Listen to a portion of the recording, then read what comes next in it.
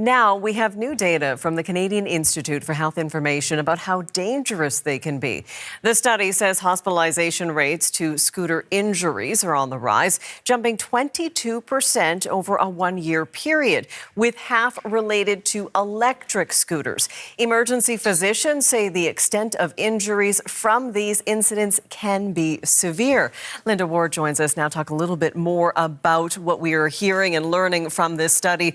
And the Coles Notes version of this might be use with caution. Yeah, be very careful. And, as we're seeing more of these on the roads, the incidence of injuries related to them is getting more frequent as well. But also the people who are being injured in this are increasingly younger. And that's perhaps the most alarming part of all of this. But let's go through the numbers together here. Between April 2023 and March 2024, about 1,000 people were hospitalized from scooter injuries across Canada. That's up from 810 during the same period, 2022-2023. Half of those, though, are related to e-scooters specifically, and that is an increase of 32% over the previous year.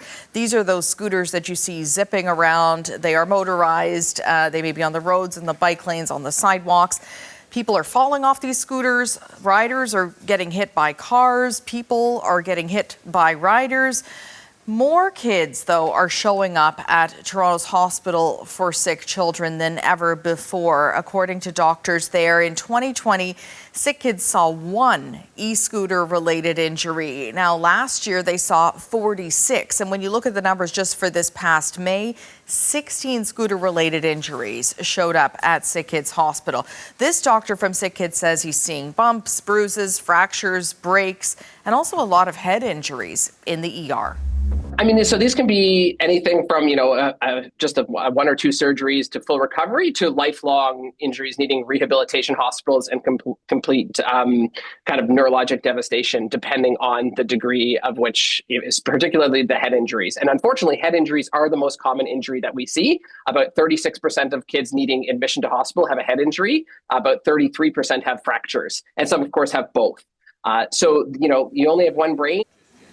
And the kids he's seeing show up in hospital are sometimes as young as 4 to 6 years old, riding with a parent or older sibling on these e-scooters. He says almost 90% of e-scooter injuries at Sick Kids have been among teenage boys, though. And most of them, he says, weren't wearing helmets.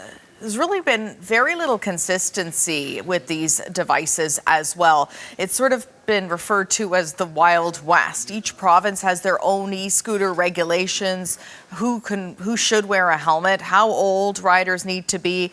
Safety advocates say, though, young kids, regardless of what the rules are, should not be riding these or jumping on these e-scooters with another person. Pamela Fuselli is the president of injury prevention charity Parachute. She says e-scooters, they go from 0 to 40 kilometers per hour or even more in a matter of seconds. And they have small wheels, they're unstable, and they're just not suitable for children.